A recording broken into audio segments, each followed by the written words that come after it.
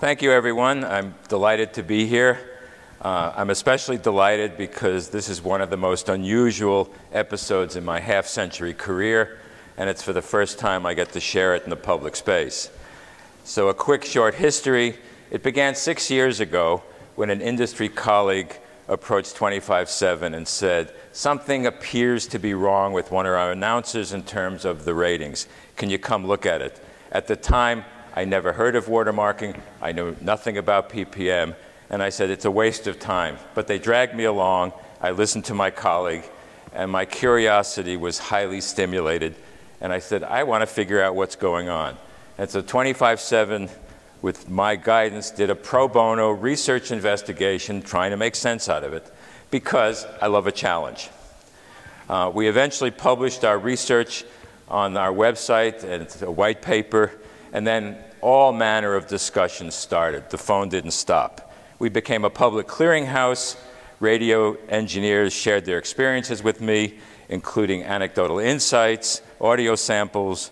Callers told me that Arbitron had the reputation of not listening to feedback, shutting down dialogue, and they wanted somebody to listen. Shortly thereafter, I was invited to be a consultant to the House Oversight Committee hearings to determine if Arbitron's PPM technology discriminated against minority stations. They didn't. They discriminated against the formats. Now, 6 years later, I can share what I learned. After being purchased by Telos 2 years ago, 25/7 turned their knowledge into what we now call the Voltaire product. My goal has always been to provide our industry with knowledge and tools so they can proactively manage their relationship to audio ratings. They are a major stakeholder. Knowledge is power. Knowledge requires tools. Knowledge requires science. And knowledge requires transparency. Today, I'm going to be presenting my analysis of watermarking as a scientist without regard to the implications of what I'm going to say. Science is reality. It may or may not be appropriate. The technology I'm going to describe and the analysis may or may not be appropriate for a particular application. It may or may not satisfy people's expectations. I have nothing to say about expectations and applications. However, by necessity, if I'm actually going to look in depth into how this system works and how to analyze it, I'm going to assume the audience has a reasonably significant technical background. Some of you may get some of it. I will try to do the translation. And I'd like to ask for those people that actually understand it, when you go home to your organizations, you translate it for the benefit of those who do not have the technical background required to appreciate the implications. As a side note, PPM, which is a registered trademark of the Nielsen Company, belongs to a larger class of audio watermarking system based on multi-channel, multi-level frequency shifting keyed encoding with perceptual masking. My analysis applies to any system within that class. I am not picking on any one particular embodiment of this technology. For months, Telos and Nielsen have been engaged in meetings and discussions to find a win-win path for all the relevant stakeholders. Along the way, Eric Rubenstein, Nielsen's chief legal counsel, asked me to read the following statement. Telos is working with Nielsen to support their efforts to test the effects of Voltaire on audience measurement, with the results to be validated by the MRC. And now we can do some technology, which I always enjoy more than the politics. Okay, the first step in this is watermarking is a system. It has to be analyzed as a system. This is a cartoon-like description of the system. It starts with the program management selecting content. It goes out into your transmitter chain, including watermarking.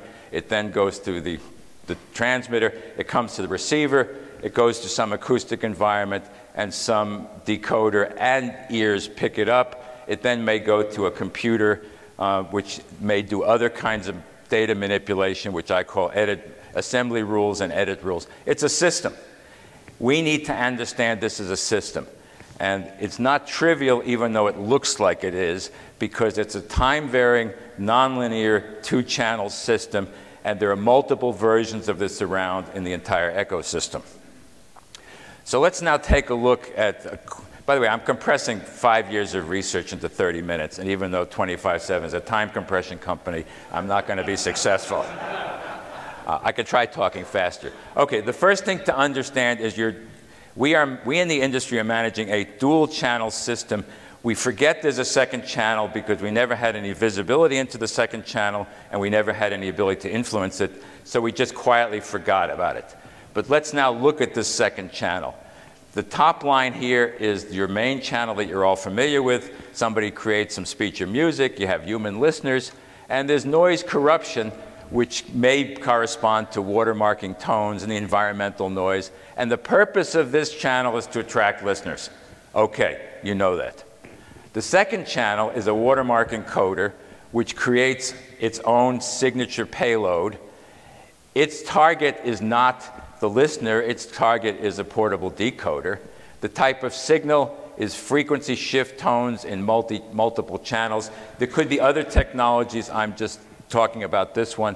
And in this case, the key, the noise corruption, is the music and speech and the environmental noise. It doesn't care. And the purpose of this is to register listeners. And you got to think about it as a two-channel system, because your programming is to attract listeners, and the second channel is to catalog their existence so you can get advertising revenue. Doing one without the other gets you nothing. If you have a perfect watermarking system and no listeners, you're off the air. If you have a zillion listeners but the advertisers think you have none, you're off the air. So to think about the two channels, and that's really the purpose of my talk. Okay, so let's start looking at the second channel. And I'm going to be using what I call the common language of the second channel, and it's a time frequency spectra. Most of you are comfortable with time domain representations a la your oscilloscope, and you're comfortable with frequency analysis. There's a combination hybrid, which is the central key. You have to look at time and frequency amplitude simultaneously. This is a typical message that might come out of a watermarking frequency shift keyed system. You can see here these big lobes. If I could turn this around, you'd see they're sequential. At any given time slot, there's one frequency, and then at the next time slot, there'd be another frequency. And you can look at this. Any sophomore in college could do a signal processing technique to extract this. You could get the watermarking payload perfectly if this was the picture. Unfortunately, this is not the picture. Okay, now, that picture I just showed you before wants to be injected into the audio stream. Well, guess what? If you just injected it at full level, nobody would listen to your program. And I had a demo of what it sounds like. It's really uninteresting. It's just tones, steady state tones for half a second, then the tone changes a little bit in frequency. So we use the principle of masking. And masking says if you have a large audio signal, in this case this square block with some kind of envelope, the ear becomes temporarily deaf before it, believe it or not, even though the signal came before, and after it, and at frequencies above and below this. So in other words, you cannot hear anything under this quilt that I've laid on top. You are deaf. So this is a perfect candidate for two activities. And I'm going to mix together the fact that there are two activities involved in this. Obviously, the watermarking system can stick tones and other signaling under this because you can't hear it. And so it's great. You just can't hear it if you get under it. And just as a complete jump to the next lecture some years later, it turns out this is related to the codec industry because they do the opposite. They sit there and say, anything under this blanket, I don't have to encode. I'm just going to throw it away.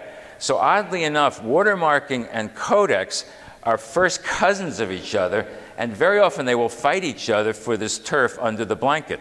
One says, I'm going to throw it away, and the other says, I'm going to put it in. And so it opens up a new class of things to think about. Who owns the under the blanket area? Okay. Now, let's look at what happens in this time frequency spectra. And this is a typical piece of audio that might be broadcast. It doesn't look familiar because most people don't look at it this way. Now, if you go back to the previous slide with the blanket, the watermark encoder takes that blanket and has to lay it over this complex time frequency map of the audio program. And it has to figure out where in this soup can I stick the tones. Now, oddly enough, perceptual masking, which is what I'm describing, has been around for a very long time. I was taught that in the 60s as a student. Unfortunately, the academics were not interested in what we're interested in. So they were doing a scientific modeling of the auditory system for masking, and they were using clicks, sine waves, tone bursts, all these scientific signals that were easy to reproduce and easy to describe. To my knowledge, there is no literature that tells you how masking works with real audio, as in speech and music. There is no literature I've been exposed to. However, there is a massive quantity of research, especially in the last 10 and 15 years, in the codec industry. And there, the research, unfortunately, is proprietary. It's not academic. They don't publish it. But they have really been pushing the envelope in understanding how to get the masking to take advantage of these complex codecs. The same thing should be done for watermarking, because it's the same issue. I want to understand where to stick it. So if you were the encoder and I gave you this picture and says, okay, where are you going to stick the tones? You might scratch your head. This is a non-trivial challenge for the designer, and you can't escape this. I have not heard anything about the upgrades to various watermarking technologies in terms of including new masking technology. I don't know how available it is in the public space, but certainly there are about a dozen different organizations that are actively engaged in studying how to do this. Okay, let's move on. Now it gets really exciting. Remember I said before that frequency shift keying is a matter of putting out a sine wave at a frequency. So in a typical frequency shift keyed system, say with 16 levels, you might have 16 possible frequencies. They might be spaced 30, 50, 100 hertz apart. And one of these signals, which I call a symbol, may go on for 400, 500, 600 milliseconds.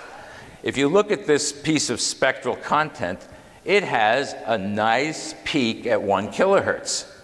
As you'd expect, I give you a half second of 1 kilohertz, and I say, what's its spectrum? And you say 1 kilohertz. It's easy. And what I've shown here in these blue lines in this hypothetical watermarking system, this might be neighboring target frequencies. So the decoder has to determine, is that 995.5 hertz that has one meaning? Is it 1,000 hertz, or is it 1,004.5 hertz? It's got to decide, because in some of these technologies, the choice of tone frequencies is very closely spaced. Well, we know that any sophomore could figure out what tone was being transmitted. However, remember I said we got a masking system which is not leaving that tone on.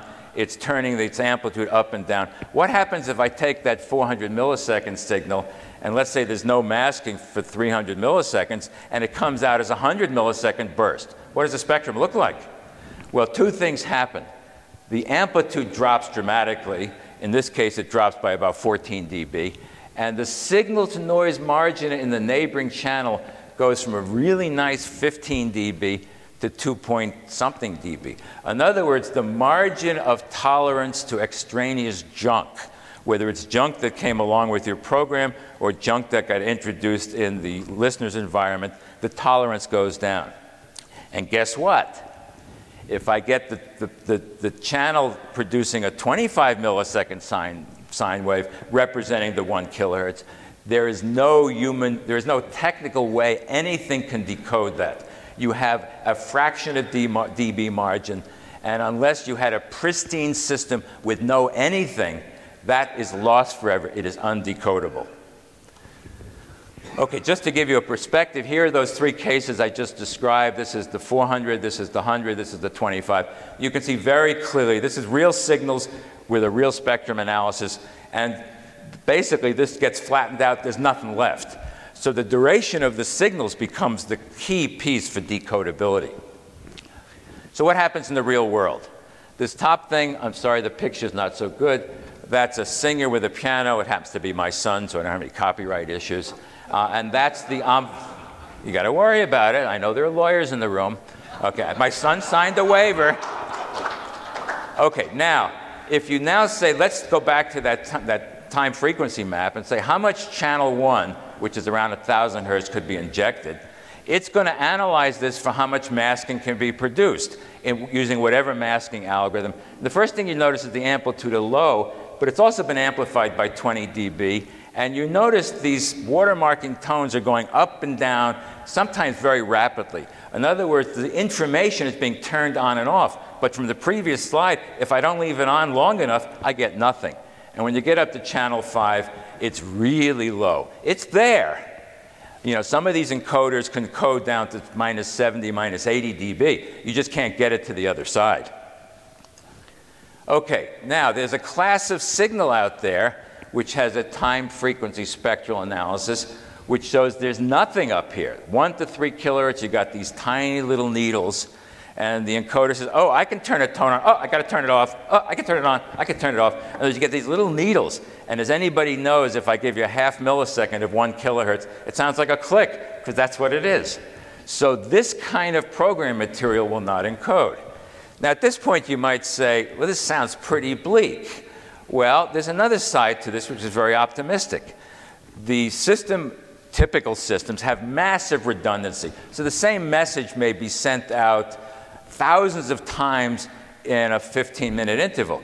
You don't have to get many of them to assemble it. So you get symbol 1 at this moment in this channel, symbol 2. You put it together and you assemble it. You're great. So the system can have massive errors and work perfectly. What's the assumption? The assumption is the accuracy and errors is random. And you know if it's really random, like Gaussian, everything will work fine. Unfortunately, statistics can lie if you don't have the assumptions. So the statistical assumptions about all program material is one thing. The statistical assumptions about your typical male announcer with a cold is completely different. And so some program materials each program material has its own statistics. You can't take global statistics and apply it. And if you happen to be unlucky, like the Hispanic stations in 2009, their statistics worked against them. Now, you can say there is energy. And what you can do if you do these maps, you can often see a lot of energy, but they're needles. If you get needles, you're out of luck. Or rather, the decoder is out of luck. And if you zoom in on one of these things, you get even a more graphic picture. So this is a zoomed-in version of a real signal off the air.